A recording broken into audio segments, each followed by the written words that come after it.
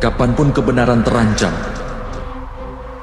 kapanpun yang jahat menampakkan kejahatannya, maka demi menyelamatkan kebenaran itu sendiri, untuk menghancurkan yang jahat dan menegakkan kembali kebenaran, aku akan terlahir kembali.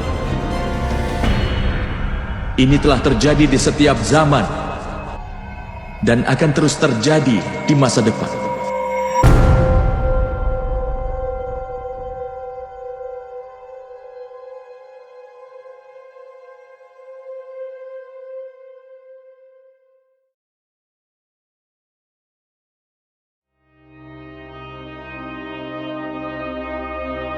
Setiap kali adharma bangkit, setiap kali ketidakbenaran berkuasa, maka sang awatara akan turun. Namun, pernahkah kita bertanya, ketika dunia sedang menunggu penyelamatnya, siapa yang mendengar rintihan dua manusia yang hampir kehilangan segalanya? Di balik tembok gelap penjara Mathura, di antara bau lembab, besi berkarat, dan suara rantai yang tak pernah sunyi, tertahan sepasang suami istri yang tidak pernah menginginkan takdir sebesar ini.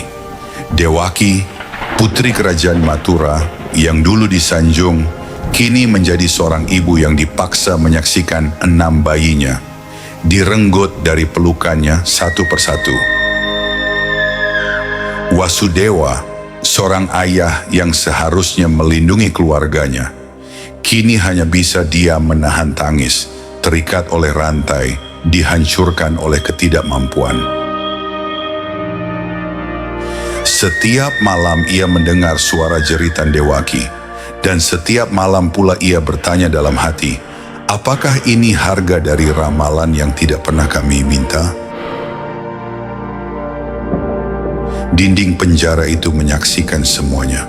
Kesedihan, ketidakadilan, doa-doa yang tak terdengar, dan dua manusia yang perlahan kehilangan dirinya sendiri.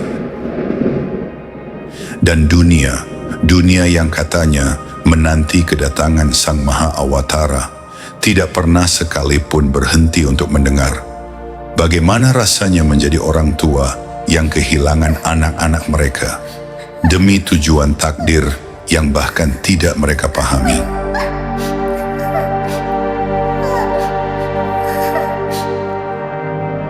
Inilah kisah tentang air mata dan penderitaan.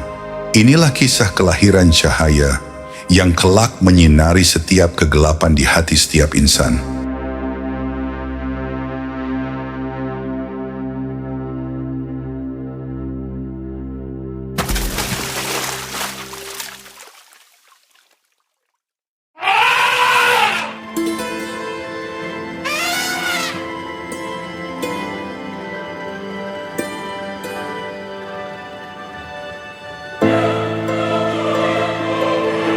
Hari itu, udara dipenuhi harum bunga, kain-kain sutra menari tertiup angin, dan suara nyanyian merdu menggema di seluruh penjuru istana Mathura.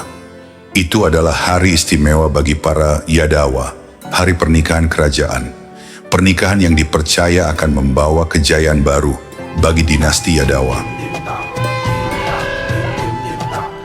Musik mengalun, jenderang dipukul dengan ritme kebahagiaan, dan di antara suara merdu para penyanyi terdengar lantunan doa yang melambung tinggi, seolah seluruh surga ikut merayakan persatuan dua jiwa terpilih. Dewaki, putri Mathura yang anggun, berjalan dengan langkah penuh harapan. Di sampingnya Wasudewa, pangeran dari dinasti Surasena yang bijaksana dan teguh, menatap masa depan dengan senyuman yang tulus.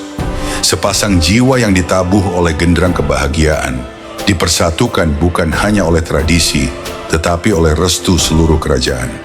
Lalu, jenderang surgawi pun ditabuh. Suara itu menggema seperti denting cahaya dari langit, menggetarkan hati setiap orang yang hadir. Di momen itulah, Dewaki dan Wasudewa resmi menjadi sepasang suami istri yang bahagia, bersiap menatap masa depan mereka. Dan di balik keramaian itu, berdiri seseorang kakak yang benar-benar bahagia. Seseorang yang mencintai Dewaki lebih dari siapapun, dialah Kamsa.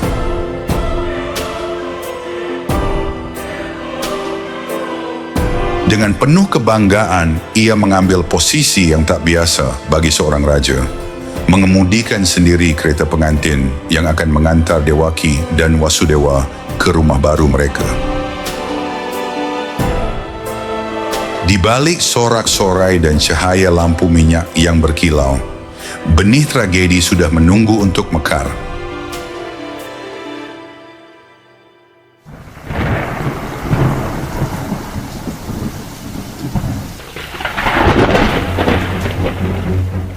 Di tengah tawa dan gemuruh pesta, ketika kereta pengantin mulai bergerak meninggalkan halaman istana, udara tiba-tiba berubah. Angin yang hangat seketika menjadi dingin. Langit yang cerah mendadak meredup, seolah dunia menahan napas. Sebuah suara terdengar dari langit.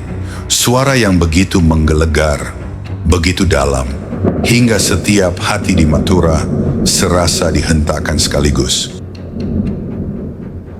Dewaki, adik yang kamu sayangi ini, kehamilan ke-8-nya akan menjadi kematianmu.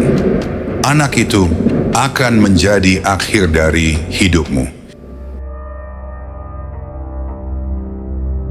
Yang tersisa hanya keheningan yang mematikan.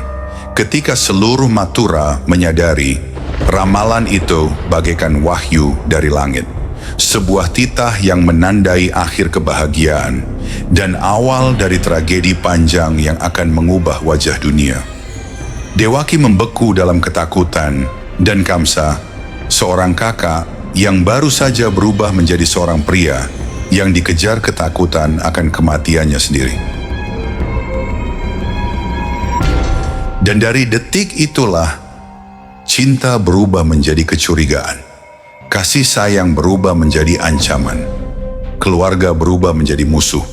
Karena ramalan itu telah menyalakan api yang tak mungkin dipadamkan. Senyum seorang kakak yang begitu mencintai adiknya lenyap, digantikan oleh mata yang dipenuhi ketakutan. Tanpa ragu, Kamsa menghunus pedangnya. Wasudewa mencoba mengiba, memohon belas kasihan Raja Kamsa. Bunuhlah anak yang akan lahir dariku, tapi jangan ambil nyawa istriku.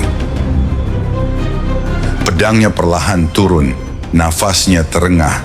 Ia memandang Dewaki lama, dan akhirnya ia memutuskan Dewaki selamat, tetapi kebebasan mereka direnggut selamanya.